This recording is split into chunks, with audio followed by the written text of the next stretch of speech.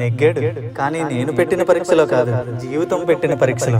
మనుషులందరూ ఆ మధులాగే పూజల్లోనూ విగ్రహాల్లోనూ మాత్రమే ఉందనుకుంటారు. కానీ వాళ్ళు అన్నం పెట్టే చేతిలోనూ సాయం చేయాలి అని అనుకునే మనసులోనే ఉంటుందని గ్రహించడం లేదు. 9 రోజుల్లో తను తెలుసుకున్నది, గ్రహించింది 10వ రోజు అమలు చేశాడు, మార్పు చెందాడు. ఎంతకంటే గొప్ప విజయం ఇంకేముంది? సర్వే జనా సుఖినో భవంతు, లోకా సమస్త సుఖినో భవంతు. ఆడంబరాలు, ఆర్భాటాలు దేవుడు ఎప్పుడు చూడను కాదు. సాంప్రదాయంలో ఉన్న సారాంశాన్ని తెలుసుకుంటే చాలు. మట్టి బొమ్మతో పూజించమని చెప్పే మన సాంప్రదాయానికి మేడలు కట్టే అంత సొమ్మెందుకు? ఒక పూట నింపే ప్రసాదానికి పాటెందుకు? దేవుడి కోసం ఏది త్యాగం చేయక్కర్లేదు, ఏవేవో యాగాలు చేయక్కర్లేదు. తను పెరిగే విగ్రహాల అడుగుల్లో కాదు, నువ్వు వేసే ప్రతి అడుగులోనూ ఉంటాడు అన్నదే ఈ కథ యొక్క